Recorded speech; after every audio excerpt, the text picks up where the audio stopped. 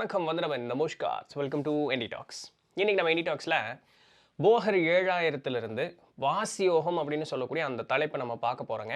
போகநாதர் வாசியோகம் செய்வது எப்படி அப்படிங்கிறதையும், இந்த வாசியோகம் செய்யும் பொழுது நமக்குள்ள என்னென்னலாம் மாறுதல் ஏற்படும் அப்படிங்கிறதையும் ரொம்ப தெளிவாக சொல்லியிருக்கார். ஸோ எனக்கு தெரிஞ்ச இந்த வீடியோ கொஞ்சம் பெருசாக தான் இருக்கும், பட் வேறு வழி இல்லை, இது இப்படி தான் இருக்கும். அதனால நான் அதை பொறுமையாக சொல்ல போகிறேன். இதே வீடியோ நம்மளோட என்டி டாக்ஸில் அண்ட் நித்தில தண்டபாணி சேனல்லையும் ரெண்டுலேயுமே அப்லோட் பண்ணுவேன், பட் வேறு ஒரு பீரியடில் டெனுவே சரிங்களா. ஸோ வாசியோகம் அப்படிங்கிறது நம்ம என்ன ஏது அப்படிங்கிறத நம்ம படிச்சுக்கலாம். ஸோ பாடலை படித்தேன் அப்படி சொல்லிகிட்டே வரேன். போகர் 7000 முதல் காண்டத்தில் இருக்கக்கூடிய இந்த தகவல் தான் இப்போ நம்ம பார்க்கக்கூடிய தகவல் சரிங்களா. ஸோ வாசியோகம் அப்படிங்கிற தலைப்பு கீழே இது எல்லாமே இருக்குது. வெளியான வாசியை தான் வரவழைத்து, வாசின்னு ஒன்றும் இல்லைங்க, மூச்சு தாங்க, வேறு ஒன்றும் இல்லை சரிங்களா. இப்போ நம்ம இந்த மூச்சு விட்டுருக்கோம்ல, இந்த மூக்கு வழியே மூச்சு விடுறோம் இல்லையா, இந்த மூக்கு வழியே விடக்கூடிய அந்த மூச்சு ஒரு கட்டத்தில் அமைதியாக நிற்கும். நம்ம உயிரோடு தான் இருப்போம், சாகலாம் மாட்டோம், உயிரோடு தான் இருப்போம். பட் என்னென்னா மனம் அசைந்து கொண்டே இருக்கக்கூடிய காரணத்தினால தான் இந்த மூச்சு ஓடிட்டே இருக்குது. ஏன்னா மனசு தான் இந்த புலன் உணர்வுகளை வைத்து ஏதாவது ஒரு செயலை செஞ்சுக்கிட்டே இருக்கும். நம்ம போய் நீங்கள் தியானத்தில் அமைதியாக உட்கார்ந்தீங்கனாலும் கூட காது கேட்குது, மூக்கு நுகருது இல்லையா, உடலில் ஏதாவது ஊறுற மாதிரி தெரியுது, இந்த உணர்வுகள் இருந்துக்கிட்டே இருக்குது. அப்போ மனமானது வேலை செஞ்சுக்கிட்டே இருக்கும்.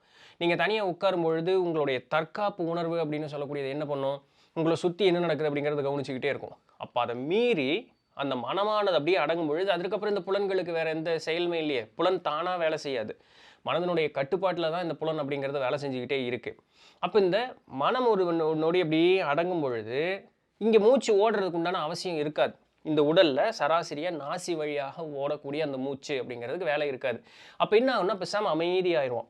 அப்போ நம்ம செத்து போயிடுவோம்ல, போக மாட்டோம். அதுதான் தூங்காமல் தூங்கி சுகம் காண்பது எக்காலம் அப்படின்னு சொல்லிட்டு பத்திரிகையார் பாட்டில் வரும். இந்த மூச்சு அடங்கினாலுமே உயிர் பிரியாது, ஆனால் பேசாமல் அமைதியாக இருப்போம். இந்த அமைதி நீடிக்கும் பொழுது என்னாகும், இந்த உடலுக்கு அப்பாற்பட்டு இருக்கக்கூடிய எல்லாத்தையும் நம்மால் உணர முடியும். ஸோ அந்த இடத்துல கண்டு உணர முடியும் அத்தனையுமே. இதுதாங்க வாசி யோகத்திற்கு உண்டானது. அப்போ என்ன ஆகும்னா இங்கே மூச்சு எப்போ அடங்கும், மனம் ஓயும் பொழுது முழுக்க மூச்சு அப்படிங்கிறது அடங்கும். இப்படி தான் வாசி அப்படிங்கிறது நமக்கு கைகூடும். ஸோ புலன்களினுடைய உணர்வுகள் முழுமையாக நிற்கும் பொழுது வாசி தானாக கைகூடிடும். அதுதான் நடுநாடி துறக்கிறது அப்படின்னு சொல்லுவாங்க. ஸோ இது ஏதோ வலுக்கட்டாயப்படுத்தி எல்லாம் நம்மளால் பண்ண முடியாது. எப்போ மூச்சு அடங்குதோ அப்போ எப்போ மனம் அடங்குதோ அப்போ மூச்சும் தானாக அடங்கும். ஏன்னா நம்ம யோக வாசிஷ்டமில் என்ன பார்த்துருக்கோம், மனசும் மூச்சும் ஒன்றுக்கு ஒன்று இப்படி ரெட்டப்பாவை போல் பிணைஞ்சது, ரெண்டில் ஏதாவது ஒன்று நிறுத்தலாம். ஆனால் எப்படி பார்த்தாலுமே மூச்சை அடக்கி நிறுத்தினாலுமே மனம் அடங்கலை அப்படின்னு சொன்னால், இந்த மூச்சை அடக்கிட்டு அப்புறம் விட்டுட்டிங்கன்னா திருப்பி மனம் வேலை செஞ்சதுன்னா மூச்சு ஓடிக்கிட்டே தான் இருக்கும். ஸோ மனசை பிடிக்கிறது தான் இதில் ரெண்டுலேயுமே இருக்கக்கூடியதில் சிறப்பான ஒரு வழி. ஸோ போகநாதர் தான் சொல்கிறார், வெளியான வாசியைத்தான் வரவழைத்து. வெளியே ஓடிட்டு இருக்கிற மூச்சை வரவழைத்துன்னு என்ன பூச்சி எங்காவது கூப்பிடுதா, இல்லை பேசாமல் இருறா அப்படின்னு சொல்லி உள்ளே உட்கார வைக்கிறது. வெளியான வாசியைத்தான் வரவழைத்து வீட்டுக்குள் அங்கங்கே வைத்துட்டு தான். அது என்ன அங்கங்கே, நம்மளுக்கு 6 ஆதாரங்கள் இருக்கா, கடைசியில் 7வது ஆயிரமதல் தாமரைன்னு சொல்கிறோமா, அங்கங்கே வைக்கணும்னா கீழே மூலாதாரத்திலிருந்து பொறுமையாக மேலே போகணும். அப்போது வாசியோகம் செய்யும் பொழுது முதல் கவனம் எங்கே இருக்கணும், மூலாதாரத்தில் தான் இருக்கணும். அந்த மூலாதாரத்தில் எப்படி உணர்வு இருக்குன்னா 2 வகையான உணர்வு இருக்கும். ஒன்றா ஒரு சிலருக்கு சூடாக இருக்கும், இல்லை ஒரு சிலருக்கு சில்லுன்னு இருக்கும். அந்த ஒரு இடத்துல ஒரு கனத்தன்மை கூடுவது போல் நம்மளால் உணர முடியும், ஒரு சக்தி அந்த இடத்துல கூடுவது போல் நம்மளால் உணர முடியும். அந்த உணர்வு வந்ததுக்கப்புறம் அப்படியே மேலே சுவாதிஷ்டானதுக்கு போகணும். நம்மளுடைய கவனத்தை அப்படியே அந்த சக்தி அப்படியே மேலே எழுவது போல் அப்படி மேலே கொண்டு போகணும். இதனுடைய சரியான இடம் எங்கே இருக்குது அப்படின்னு சொல்லி நம்ம இந்த வீடியோவில் பார்த்துருக்கோம் முன்னமே சரிங்களா. ஸோ அந்த இடத்துல கவனம் வச்சுட்டே வரும்பொழுது சக்தி எப்படி மேலே வரும். அதான் போகநாதர் சொல்கிறாரு, வீட்டுக்குள்ளே அங்கங்கே வைத்துட்டு தான். ஸோ அந்தந்த இடத்துல அப்படியே கவனம் வச்சுட்டே வரணும். எடுத்தோடனே போய் புருவமத்தில் நிற்கக்கூடாது. மித்த சக்கரங்கள் எல்லாம் சக்தி குன்றி போயிடும். இது மட்டும் பயங்கர இதாக இருக்கும். அதனால தான் பார்த்தீங்கன்னா இந்த ஆற்றுல ஒரு கால் சேத்துல ஒரு கால் கணக்கு. இந்த உலக விஷயத்துலையும் என்னால் விட்டு வர முடியல, ஆன்மீகத்தையும் விட்டு வர முடியல. கீழேருந்து சக்தி மேலே ஏறிட்டே வரும்பொழுது எல்லாத்தையும் அவங்களால ஈஸியாக பேலன்ஸ் பண்ணிக்க முடியும். ஸோ அதனால தான் சொல்கிறாரு, வீட்டுக்குள்ளே அங்கங்கே வைத்துட்டு தான், தனியாக வைத்துட்டு சாதித்தாக்கள். ஒரு இடத்துலையும் நிறுத்தி அந்த இடத்துல அந்த மூச்சை நிறுத்துறதுக்கு உண்டான வித்தையை பழகும் பொழுது நமக்கு ஒரு மாறுதல்கள் அப்படிங்கிறது வந்துகிட்டே இருக்கும். தத்தாத்திரேயர் யோக சாஸ்திரத்தில் நம்ம அதை பார்த்துருக்கோம்.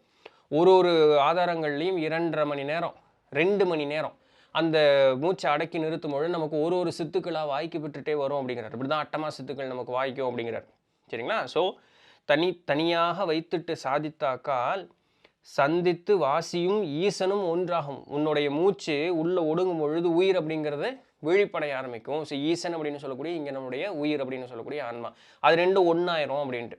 அப்போ ஆன்மா விழிப்பு அப்படிங்கிறது நடக்கும் சரிங்களா. சந்தித்து வாசியும் ஈசனும் ஒன்றாகும் வழியாக வாசியை போல் சித்தொன்றுமில்லை. அதை தவிர வேறு எதுவுமே கிடையாது. மாசித்து பெரிய சித்து மாசித்து சிவனவனாம் வாசி ஒன்றில் ஒளியாக வாசியஃது உயிரை மீட்கும். சிவனுக்கு ஒப்பும் வாசி தான். வாசிக்கு மீறினது வேற எதுவுமே கிடையாது. வாசி தான் மாசித்து, பெரிய சித்துக்கள் எல்லாம் விட பெரிய சித்து அதுதான். அப்படிப்பட்ட அந்த வாசி தான் ஒளியாக வாசியஃது உயிரை மீட்கும். நீ சாகாம உன்னை காப்பாத்துறது எது? இந்த வாசி அப்படின்னு சொல்லக்கூடியது தான் உறுதியாம் சிவயோகத்து உண்மைதானே. இதுதான் ஏன் சிவயோகம், வேற ஒண்ணுமே இல்லை அப்படின்ட்டார். சரிங்களா? உண்மையாய் இதை போல் எளிதில் சித்தி உண்மையாய் இதை போல் எளிதில் சித்தி உத்தமனே மற்றொன்றில் இல்லை தானே. இதை ஒன்றை பிடிச்சிட்டேன்னு மித்த எல்லாமே உனக்கு சாதிச்சிடலாம். இதை விட எளிமையாக உனக்கு வேறு எதுவுமே இல்லை. நீ எதெல்லாம் சாதிக்கணும்னு நினைக்கிறியோ வாசியை பிடிச்சிட்டேன்னு மித்த எல்லாமே சாதிச்சிடலாம். இதை விட எளிமையாக வேறு எதுவுமே உனக்கு வாய்க்க போகிறதில்ல அப்படின்ட்டாரு. பன்மையாய் பல் உயிராம் காலமெல்லாம் பார்த்தாலும் கிட்டாது பாரில் இல்லை. நீ ஆயுசு பூரா வேறு எதோ தேடி சுற்றுனாலும் ஒரு பயனும் இல்லை. இதை ஒன்றை பிடிச்சேன்னா போதும். இந்த உலகத்தில் இதுக்கு மீறி வேறு எதுவுமே கிடையாது. உண்மையாய் சொல் உயர்ந்த வாசிதானும் சுருதி முடிந்த இடம் சுழுவாம் சூட்சம். வன்மையாய் வாதி சித்த ரிஷிகள் யோகி வாசியை போல் சித்து இல்லை மறித்து நோக்க. அதாவது என்ன சொல்கிறாங்க, இந்த வாசி உனக்கு எப்போ நிற்கும் முடியும், எப்போ உனக்கு வாய்க்கும் அப்படின்னா சுருதி முடிந்த இடம் சுழுவாம் சூட்சம். இந்த கேட்டுட்டு இருக்கக்கூடிய எல்லா அசைவும் சப்தங்களும் எல்லாம் அப்படியே ஓயும் பொழுது இந்த வாசி கூடும். கடைசியாக உனக்கு அந்த காதில் ஒழுகிற சத்தம் கெட்டுக்கிட்டே இருக்கும். அதுவும் ஓஞ்சு அப்படியே அமைதியாகும் பொழுது இந்த வாசி கூடியிருக்கும் அப்படிங்கிறாங்க. இதுதான் வாதி, ரசவாதி, சித்தர்கள், ரிஷிகள், யோகியர்கள், இது அவர்கள் அனைவருமே பயிற்சி பண்ணது இதுதான். வாசியை போல் சித்தி இல்லை மறித்து நோக்கி. அதனால அதை மேலே கவனம் வச்சுப்பார். அதை விட வேற எந்த சித்துமே கிடையாது இந்த உலகத்தில் அப்படின்ட்டு. நோக்கவே சோம்பினால் நுட்பம் காணாய். பார்க்கறதுக்கு சோம்பேறித்தனப்பட்ட அப்படின்னு சொன்னால் ஒன்றும் பயனில்லை. நீ ஒன்றும் படிச்சுக்க முடியாது. நுணுக்கத்தில் வாதம் அங்கே எதிராது. சும்மா ரசவாதம் பண்ணணும் அப்படி இப்படின்னா அப்படியே தாரணை வந்துடுமா? அப்படியெல்லாம் வராது. சரிங்களா? அதுக்குன்னு மெனக்கெட்டால் மட்டும்தான் அந்த ஒரு காரியம் முடிங்க நடக்கும். பார்க்கவே சோம்பியே நின்றாயானால் சோம்பேறித்தனமாக நின்றுக்கிட்டு இருந்தேன்னா பரமும் தான் கிட்டாது பாழாய் சென்மம். பரசுகம் அப்படிங்கிறது உனக்கு கெட்டாது. இந்த ஜென்மம் அப்படிங்கிறது வெறும் பாழாய் போயிடும். பூக்கவே வாசியைத்தான் விட்டாயானால் மூச்சை விட்டுட்ட. இந்த மூச்சை விட்டுறது இல்லை, அது நம்ம விட்டுக்கிட்டே தான் இருக்கோம். வாசி பிடிக்கிறது விட்ட அப்படின்னு சொன்னால் புகழ் பிறவி சாகரத்தில் அழுந்தி போவாய். இறப்பு அப்படின்னு சொல்லக்கூடிய இந்த பிறப்பிறப்பான பெரும் கடலில் அழுந்தி போவாய். நீக்கவே வாசியைத்தான் நிறுத்துவோர்க்கு நிற்களமாம் சோதி ஒளி ஆகுங்கானே. அப்படி வாசியை நிறுத்தக்கூடியவர்களுக்கு இறை அருள் அப்படின்னு சொல்லக்கூடிய அந்த சோதி வடிவத்தை அவர்கள் காண்பார்கள். காணவே பரத்தினடி கண்ணே ஆகும். பரத்தினடி காணவே பரத்தின் அடி கண்ணே ஆகும். காண்பது அரிது எட்டாது என்றீர். சாமி பார்க்கறதுக்கு உன் கண்ணு கடியில் தான் இருக்குது அப்படிங்கிறாங்க. இந்த கண் எங்கேன்னு கீழே சொல்லுவார். பரத்தின் அடி கண்ணே ஆகும். காண்பது அரிது, இது பார்க்கறது ரொம்ப கஷ்டம்யா, அதெல்லாம் எட்டாதியா, நமக்கெல்லாம் வாய்க்குமா இப்படின்லாம் சொல்லிக்கிட்டே இருப்பீங்க. பானவே பரத்தினடி பார்க்கும் மார்க்கம். அந்த இறைத்தன்மைக்கினுடைய திருவடி அப்படிங்கிறது எங்கே, அதை எப்படி பார்க்கறது அப்படின்னு கேட்டால் பண்பட்ட கண்கள் முனை மூக்கில் வைத்து. கண்கள் முனை மூக்கில் வைத்து. அப்போ எங்கே இருக்குது புருவமத்திங்கிறது? இங்கே தான். ஊர்ஜிதமாய் போச்சா புருவமத்திங்கிறது தானே. பண்பட்ட கண்கள் முனை மூக்கில் வைத்து காணவே காலை அசையாமல் நோக்கி. இந்த இடத்துல காலைங்கிறது நம்ம கால் இல்லை, இந்த இடத்துல கால்னா மூச்சுன்னு அர்த்தம். காலை அசையாமல் நோக்கி, இந்த மூச்சு விடாமல் அப்படியே கவனமாக இருக்கணும். நான் முன்னாடியே சொன்னேன், இந்த மூச்சு எப்போ அடங்குங்கிறத முன்னாடியே சொன்னேன். மனம் அடங்க மூச்சு அடங்கும். சரிங்களா? ஸோ காணவே காலை அசையாமல் நோக்கி கதிக்கின்ற நாளில் ஒன்று சேரில் வெறும் பாழாய். இப்படியே பழகிட்டே வந்துக்கிட்டே இருக்கேன். அப்போ ஒரு நாள் அப்படியே மனசுக்கு ஒடுங்கி அப்படி பேசாமல் நிற்கும். இந்த நாசியில் ஓடக்கூடிய மூச்சு ஓடாது. அதுதான் கதிக்கின்ற நாளில் ஒன்று சேரில் வெறும் பாழாய். ஏது மற்றதாக அப்படியே நீ இருப்ப, முழுமையாக அப்படி வெறும் ஒரு கல் மாதிரி ஏறும், ஒரு அசைவு இருக்காது, பேசாமல் இருப்போம். அந்த மாதிரி ஒரு நாள் வாய்க்கும் பொழுது பானவே மனோன்மணித்தாய் பட்ட பகலாவாள். நீ அப்பத்தான் ஏன் மனோன்மணித்தாயே நீ பாப்ப, நீ அப்பத்தான் மனோன்மணித்தாய் பட்ட பகல். அப்படி பட்ட பகல்னா எப்படி இருக்கும்? கண்ணு நல்லா எல்லாம் தெரியுது இல்லையா? அதுபோல் ஆயிருமா. பகர் அரிய ரவிகோடி ஒப்புமாகும். கோடி சூரியன் போல இருக்குமா அந்த ஒரு ஒளி அந்த அளவுக்கு இருக்கும். மனோன்மணித்தாயை பார்க்கும் பொழுது கோடி சூரியன் போல இருக்கும் அப்படிங்கிறார். ஒப்பல்ல ஒப்பல்ல கதித்த பூரணம்தான். ஸோ அந்த பூரணம்னு சொல்லக்கூடியது, வாய்த்த பூரணம்னு சொல்லக்கூடியதற்கு ஒப்பே இல்லை. நீ எதையும் கம்பேரிசனே வைக்க முடியாது. உவமையாம் கரையில்லை பார்த்துட்டாக்கள். நீ அதை பார்க்க போய் இதனுடைய எல்லை தாண்டலாம், அதுக்கு எல்லையே கிடையாது, அதற்கு ஒப்பே கிடையாது. கப்பல்ல களங்கமற்ற பூரணம்தான், கரையற்று நின்ற ஒளி மகாபோகம்தான். ஸோ அப்படி இருக்கக்கூடிய அந்த எல்லையில்லாது பறந்து விரிந்திருக்கக்கூடிய அந்த ஒரு நித்தம் சுகமாக இருக்கக்கூடியது, போகங்களுக்கெல்லாம் பெரிய போகமா மகாபோகம்தான். நிப்பல்ல நின்ற பெண் பிள்ளை காட்ட நிறையற்ற நிற்குணம்தான் மௌனமாகும். இப்படிப்பட்ட இந்த மனோன்மணி தாயி உனக்கு எதை கொடுப்பா, அதை அந்த அம்மாவையே பார்க்கறதுக்கு நீ மௌனமானது, மௌனம் என்ற அமைதி வேணும். இந்த இடத்துல அமைதி எந்த மௌனம் இல்லை, மனமானது மௌனமாச்சு அப்படின்னு சொன்னால் தாயை பார்க்கலாம். தாயை பார்த்துட்டேன்னா நித்தம் அந்த மௌனத்தில் நிற்பதற்குண்டான வழியை தந்தருள்வாள். முப்பல்ல மௌனமாம் சமாதியுற்று முனைநாசி ஊடினால் முத்தியாமே. அந்த மௌனத்தையே அப்படியே பிடிச்சி பேசாமல் நின்னேன்னா சமாதி வாய்க்கும். அந்த சமாதியிலேயே நின்னே அப்படின்னு சொன்னால் முக்தி, வேற முடிஞ்சது, அவ்வளோதான். இப்படி தான் ஏன் முக்தி அடைகிறதுக்கு உண்டான வழி. முக்தியாம் கானகத்தில் இருந்தால் என்ன, காட்டுக்கு போனால் என்ன, மூறி வள நடு ஊரில் வாழ்ந்தால் என்ன, நட்ட நடு ஊரில் தான் நீ வாழ்ந்துக்கிட்டு இருந்தா என்ன, தத்தியாம் தானம் என்ன தர்மம் என்ன, நீ தானம் செஞ்ச என்ன தர்மம் செஞ்ச என்ன, சாவென்ன பிழைப்பென்ன சாந்தியானால் என்ன, செத்த என்ன பிறந்தா என்ன, மன அமைதியாக இருந்தால் என்ன, வத்தியாம் வானம் என்ன அண்டம் என்ன, வானம் பூமி அண்டம் இதெல்லாம் இருந்தால் என்ன, வாரதியும் பொய்யாச்சு மனஞ்செவ்வாய், இது எல்லாமே பொய்யா. காட்டுக்கு போகிறது வேஸ்ட்டு, ஊருக்கு இருக்கிறது வேஸ்ட்டு, தானம் தர்மம் செய்கிறதும் வேஸ்ட்டு, நீ செத்தா என்ன பழைச்ச என்ன வானம் என்ன பூமி என்ன எல்லாமே அவுட்டு. இது வாச்சுது பூரணத்தன்மையை உணர்ந்துட்டே அப்படின்னு சொன்னால், மனமானது மனம் செவ்வையானால் மனசு தெளிந்துருச்சு அப்படின்னு சொன்னால் இது எல்லாமே வெறும் மாயத்தோற்றம் அப்படிங்கிறது உனக்கு புரியும். புத்தியாம் பொய்யாமோ கண்டதெல்லாம் நீ சொல்கிற இல்லை, இதை பாரு இது இருக்குது, இதை பாரு இது இருக்குது, இதை பாரு இது இருக்குன்னு சொல்கிற இல்லையே, எல்லாம் வெறும் பொய்யா போகும் அப்படிங்கிறாரு. பிரிதியுத்த சாங்கத்தால் பொய்யன்பாரு.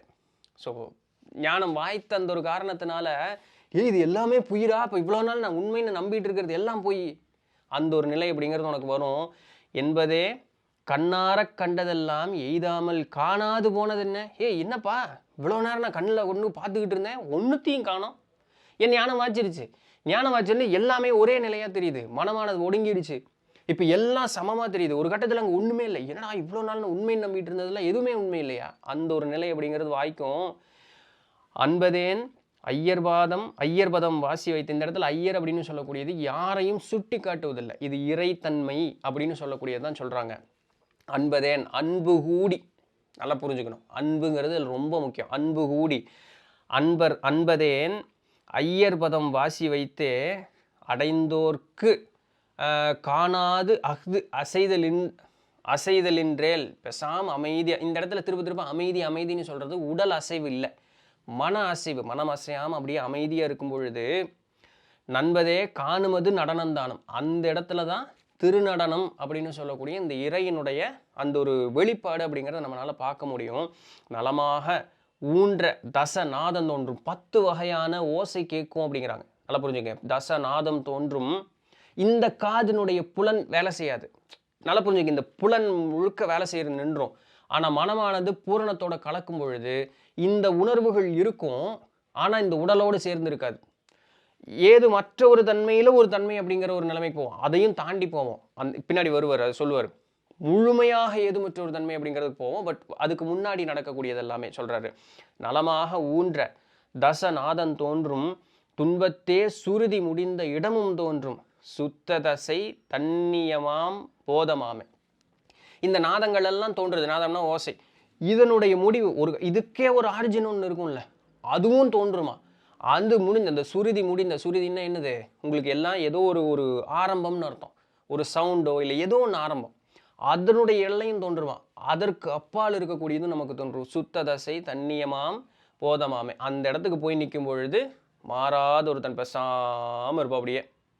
ஸோ சோர்ஸ் எதுன்னு தெரியும், அந்த சோர்ஸுக்கே ஒரு இடம் கொடுத்துருக்கும்ல, அந்த இடமும் நமக்கு தெரியும். போதமே நோக்கவும் தான் எளிதோ சொல்லாய். எவ்வளோ பெரிய விஷயம், அது போய் பார்க்குறது ரொம்ப ஈஸியாக. புகுந்து நீ வாசியை வைத்து நிலைத்து பாராய். அப்போ அப்படி ஈஸி இல்லைங்க, கஷ்டங்க அப்படின்னு சொல்லக்கூடியதுக்கும் ரீச் ஆகிறதுக்கு எது உனக்கு யூஸ் ஆகும்? வாசி தான் யூஸ் ஆகும். நீதமே மௌனமாய் நிலைத்தே உண்ணு. இப்படிப்பட்ட அந்த வாசி எப்போ கூடும்? மௌனத்தால் மட்டுமே கூடும். நீ அமைதியாக இருந்த இந்த அமைதி மன அமைதி. மௌனத்தே நிலைத்தே உண்ணு. நிமையான கண்கள் தமக்கடுகடுக்க. இந்த கண்ணுன்னு இந்த கண்ணு இல்லை, இந்த கண்ணு, இந்த புருவ மத்தி அப்படின்னு சொல்கிற பார்த்தீங்களா, குருன்னு இருக்கும். ஒரு சில நேரம் அப்படி வலிக்கிற மாதிரி இருக்கும். அதெல்லாம் பற்றி யோசிக்காத. அதுக்கு எங்கேயாவது இப்படி குருன்னு பார்த்து தலைவலியோடு சுற்றாதீங்க. கீழிருந்து அந்த சக்தியை மேலே ஏற்றி போகும்பொழுது இந்த இடம் நோகிற அளவுக்கு வலிக்காது.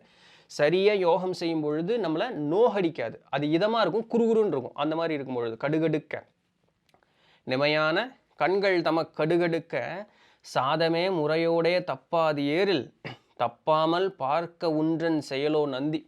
அப்படியே கவனமாக அப்படியே மேலே ஏற்றிட்டே வந்தேன்னா ஒரு நேரத்தில் உனக்கு அந்த புருவமத்தையும் விழிப்படையும் பொழுது உன் செயலெல்லாம் நந்தியினுடைய செயலாகவே இருக்கும் அப்படிங்கிற. அப்படின்னா என்ன? இறை செயலாகவே இருக்கும். இறை என்ன செய்யும்? ஒன்றும் செய்யாது. அப்போ நீ என்ன பண்ணுவேன்? ஒன்றும் செய்ய மாட்டேன். அதுதான் அங்கே மேட்ரு. ஓதமே உன் செயலால் ஊடில் ஒளியாகும் உறுதி முப்பால் வெளிதாண்டி முடிவு மாட்டேன். ஸோ பேசாமல் இருக்கும்போது என்ன ஆகும்? அந்த முப்பால்னு சொல்லக்கூடிய அந்த தன்மைகளுக்கு எல்லாத்திற்கும் அப்பாற்பட்டு இருக்கக்கூடிய பரநிலை அப்படின்னு சொல்லக்கூடிய அந்த இடத்துக்கு போயிடுவோம். முடிவு உனக்கு மேல் ஆதி ஒன்றுமில்லை. உனக்கு மேலே அதுக்கப்புறம் வேறு எதுவுமே கிடையாது. முதுமையாம் பராபரமும் இல்லை கண்டாய். நம்ம பராபரம் அப்படின்னு சொல்லக்கூடிய ஒரு இறை தன்மைன்னு ஒன்று விளக்குறோம் பார்த்தீங்களா, அதுவுமே அந்த இடத்துல இல்லை. எதுவுமென்றால் இதற்கொக்கோ பின் ஒன்றும் இல்லை. ஒரு இடத்துக்கு ரீச் ஆக அதுக்கு மேலே வேறு ஒன்றுமே இல்லை. அப்படி ஒரு இடத்துக்கு போயிடுவேன். ஏகமென்பார் காணார்கள் எல்லை எல்லை. இதுதான்யா லாஸ்ட்டு அப்படின்னு சொன்னேன். லாஸ்ட்டுன்னு சொல்கிறதுக்கே முடியல. அதுக்கு எல்லையே இல்லை. அதை நீ எதுவுமே சொல்ல முடியாதுன்னா அது எப்படி நீ லாஸ்ட்டுன்னு சொல்லுவேன்? அங்கே எதுவுமே இல்லைன்னா லெட்டரில் எதுவுமே இல்லாத ஒரு தன்மையை ஒரு இடத்துக்கு போயிடுவேன். துடிவு சொன்ன வழிகேளு சூச்ச வராட்டியனால் தூயதாம் அகண்டத்தின் மனவடியைத்தான் படிவு பண்ணி எட்டுளாய் பகர்ந்த முடிவார்த்தான் பயனறிந்து சாதிக்க வல்லோர்தாமே. ஸோ இதெல்லாமே தூளமாக கண்ணுக்கு முன்னாடி தெரியறதில்ல, சூக்குமமாக இருக்கக்கூடியது தான். அந்த சூக்குமமாக இருந்து எல்லாத்தையும் உணர்ந்து சொன்னவனுடைய பேச்சை கேளு. அந்த இடத்த பயணித்து போகும்பொழுது எல்லாமே உன்னால் சாதிக்க முடியும். வல்லோர்கள் பார்ப்பார்கள் வராட்டியன் தானாக. இதில் திறன் கொண்டவர்கள் அந்த ஒரு சூக்குமமான நிலையை தானாக பார்ப்பார்கள். மெனக்கெடணும்னு இல்லை, அதனுடைய நுட்பம் புரிஞ்சிருச்சு. இவ்வளோ தூரம் பார்த்துருக்கோம், எப்படி செய்யணும்னு சொல்லிட்டார். அப்போ அதை படிப்படியாக பழகும் பொழுது நம்முள்ள அந்த தெளிவு பிறந்துக்கிட்டே வந்துக்கிட்டே இருக்கும். சூட்சமாக இருக்கக்கூடியது புரிஞ்சுக்கிட்டே இருக்கும். அப்போது அது திறனோடு அணுக நமக்கு எல்லாம் தானாக வாய்க்கும். வல்லோர்கள் பார்ப்பார்கள் வராட்டியன் தானாக வாய்க்கு மேலே எல்லோருக்கும் எளிதோ ஞானம். சும்மா வெறும் வாய் பேசிட்டு சுற்றிட்டு இருக்கக்கூடியவர்களுக்கு ஞானம் அப்படிங்கிறது வாய்க்காது. அதுக்குன்னு மெனக்கெடுறவனுக்கு மட்டும்தான் வாய்க்கும். பல்லோர்கள் மாமாய வராட்டியந்தான் பார்ப்பர் மயிர்பாலம் நெருப்பாரும் தாண்ட. ஸோ இந்த இந்த இந்த மாயமாக இருக்கக்கூடிய இந்த விஷயங்கள் எல்லாத்தையும் தாண்டி போவதற்கு பழகி கொண்ட ஒருத்தனுக்கு பார்ப்பார்கள் மயிர்பாலம் நெருப்பாரும் தாண்ட. இடகலை பெண்களை தாங்க சொல்கிறாங்க. தல்லோர்கள் வாசியைத்தான் தகர்த்து பொடியாக்கி தரிக்கின்ற வாசியைத்தான் சாந்தம் பண்ணி. ஸோ இந்த ஓடக்கூடிய மூச்சை அமைதிப்படுத்தி நிறுத்தி மல்லோர்கள் மார்க்கமாய் ஆறுதலம் தாண்ட. ஸோ ஆறையும் தாண்டி தான் போகணும். ஸோ வேறு வழியில் கீழே இருந்து பொறுமையாக தான் மேலே வரணும். ஒன்றா அப்படி மேலே வந்துகிட்டே இருக்கணும். மல்லோர்கள் மார்க்கமாய் ஆறுதலம் தாண்ட மத்தியாய் மற்கடகம் இறந்துவோமே. அது என்னங்க மற்கடகம்? போகநாதரே அதுக்கு பதில் சொல்கிறார். மற்கடகம் ஐம்புலன்தான். ஸோ நம்மளுடைய புலன்கள், பொறிகள்னு சொல்லக்கூடியது மெய்வாய் கண்மூக்கு செவி. அதனுடைய உணர்வுகளை தான் புலன்கள்னு சொல்கிறோம். கண் பார்க்குது, வாய் பேசுது, காது கேட்குது, மூக்கு நுகருது, உடல் உணருது. இந்த ஐந்தும் புலன் உணர்வு அப்படின்னு சொல்லக்கூடியது. பொறிகளினுடைய உணர்வுகள் புலன் உணர்வு. மற்கடகம் 5 கால் இருக்கா, கடகம்னா நண்டு, சரிங்களா? அதை எப்படி ஒரு ஊமையாக காட்டி சொல்கிறாங்க பாருங்க. மற்கடகம் ஐம்புலன்தான் மாண்டு போகில். ஒருவேளை நண்டுக்கு நீங்கள் 6 கால்னு சொன்னீங்கன்னா இங்கே நமக்கு 6 இருக்குது. 5 புலனோட சேர்ந்து மனமானது 6வது அறிவு, சரிங்களா? அப்போ அந்த 6மே மடிந்து மாண்டு போகில். இந்த இடத்துல செத்து போகுது அப்படின்னு சொன்னால் என்ன? அசைவற்று நிற்குது அப்படின்னு அர்த்தம். மற்கடக ஐம்புலந்தான் மாண்டு போகில் மா சித்தி சிற்பறை பல் கோடிபான். எல்லாத்திற்கும் அதிகமான அந்த ஒரு சித்துன்னு சொல்லக்கூடிய சிற்பறை. அது அப்படின்னா என்ன? நம்மளுடைய அந்த புருவ மத்தியில் பார்க்கக்கூடிய அந்த ஒரு ஒளி. இதுதான் கேட்டு வைங்க. இதை தாண்டிட்டோம்னா நம்ம அந்த முழுக்க அந்த ஒளிமயமாக இருப்போம். அதையும் தாண்டி தாண்டி தாண்டி தாண்டி போனால் ஒரு கட்டத்தில் எப்படி இருக்கும்னு முன்னாடி சொன்னார், ஏதுமற்ற ஒரு தன்மை பராபரம் அப்படின்னு சொல்லக்கூடியதையும் கூட தாண்டிடுவோம் நம்ம அப்படிங்கிறாங்க. அதுக்கு எல்லை காண முடியாது. எல்லாமா இருக்கிறதுக்கு எப்படி எல்லை காணுவோம்? ஸோ காண முடியாது இல்லையா? அப்படி ஒரு இடத்துக்கு போவோம். கோடி பானு பயங்கர ஒரு ஒரு ஒரு பிரகாசமாக இருக்கும். அது இந்த இடத்துல பிரகாசம்னா நம்ம வெளிச்சம்னு நினைக்கக்கூடாது. அனைத்துமான அந்த ஒரு தன்மையாக இருக்கும் அப்படிங்கிறத எடுத்துக்கணும். கற்கடங்கண்டு நீ கடந்த வெளிபாறு கடுவெளிக்கு முடியில்லை அடியும் இல்லை சொல்லிட்டாரா? ஸோ அப்படிப்பட்ட அந்த ஒரு ஏகப்பரமாக நிற்கக்கூடிய அந்த ஒரு இடத்திற்கு அடியுமில்லை முடியுமில்லை ஊர்க்கடகம் ஒளிக்கு முடிவில்லை காண. இப்படி உள்ள பார்க்கக்கூடிய அந்த ஒரு ஒளிக்கும் கூட முடிவில்லை அப்படிங்கிறாங்க. அதுவும் பெருசு. அப்போ இந்த ஒளி தான் ஃபஸ்ட்டு பார்க்குறோம், அதற்கும் முடிவில்லை. அதை தாண்டி போகும் பொழுது அந்த சுத்த வெளியில் போகிறோம், அதுக்கும் எந்த விதமான ஒரு முடிவும் கிடையாது. ஊன்றவே படியில்லை மனந்தான் உண்ணு புற்கடகம் மனந்தானோ மகத்துவம் இத்தனையும் பொரிதான வழிதாண்டி கூற்றுதானே. ஸோ இது எல்லாத்திற்கும் மனமானது தான் முக்கியம். இந்த மனமானது வந்து அடங்கி ஒடுங்கி வேலை செய்கிறதுக்கு என்ன, இந்த பொறிகள் அப்படின்னு சொல்லக்கூடிய இந்த ஐம்பொறிகளும் அதனால் ஏற்படக்கூடிய பொறி உணர்வுகள் இருக்குல்ல, அதை நீ தாண்டணும். இதை நீ ஒரு எல்லைக்குள்ளே கொண்டு வந்து கட்டி நிறுத்தினேன்னா மனமானது அடங்கும். ஃபர்ஸ்ட் ஆஃப் ஆல் மனம் அடங்கினா தான் இது அடங்கும். அப்போ இந்த மனதனுடைய திறத்தை வைத்து இவ்வளோ விஷயத்தையும் நீ சாதிச்சுக்கோன்ட்டார். இதுதாங்க வாசியோகம். இதுதான் வாசியோகம் பயிலும் பொழுது நமக்கு நடக்கக்கூடிய மாறுதல்கள், அனுபவிக்கக்கூடிய உணர்வுகள் அப்படின்னு சொல்லக்கூடியது. இப்போ நான் சொன்னது எல்லாமே ஒரு சிலர் பார்த்தோன்னா இதெல்லாம் எனக்கு ஏற்கனவே நடந்துருச்சுங்க அப்படின்னு உங்களுக்கு இப்போ வரைக்கும் நடக்கலை. நடந்தீங்கன்னா நீங்கள் யூடியூப் பார்த்துட்டு இருக்க மாட்டீங்க. சராசரியே நீங்கள் ஏதோ செய்யக்கூடிய அந்த காரியமோ மன மாறுதலோ உங்களுக்கு இருக்காது. இது எல்லாமே உங்களுக்கு இருக்குது அப்படின்னு சொன்னால் உங்களுக்கு இன்னும் எதுவும் நடக்கலை, வெறும் கற்பனை வயத்தில் இருக்கிறீங்க அப்படின்னு அர்த்தம். இதுதான் மனோமாயை அப்படிங்கிறது. அப்போ இதெல்லாம் இல்லாமல் பேசாமல் அமைதியாக இருக்கும் பொழுது சுத்த ஒரு ஞானி எப்படி இருப்பார்? பேசாமல் இருப்பார். அந்த ஒரு நிலை நீங்கள் என்னைக்கு உங்களுக்கு வாய்க்குதோ, மனம் அசையவே அசையாது, ஒரு எண்ணமும் மேலிடாது, அது என்னைக்கு வாய்க்குதோ அன்னைக்கு தான் நீங்கள் போகநாதர் சொன்ன எல்லாத்தையும் பூரணமாக உணர்ந்திருக்கிறீர்கள்னு அர்த்தம். அது வரைக்கும் நமக்கு அனுபவங்கள் எல்லாமே வெறும் மனோமாயை தான். ஸோ அதனால் எனக்கு அது நடந்துருச்சு இது நடந்துருச்சுன்னு சொல்கிறதுல பயனில்லை. ஸோ இதான் இன்றைக்கி உண்டான செய்தி. பிடிச்சிருந்திருக்கும், இன்ஃபர்மேட்டிவாக இருந்திருக்கும் அப்படின்னு நம்புகிறேன். நாளைக்கு வேறு ஏதாவது ஒரு சுவாரஸ்யமான செய்தியில் சந்திப்போம். அதுவரையும் தொடர்ந்து இணைந்திருங்கள். நான் உங்கள் நேரத்தில் நன்றி.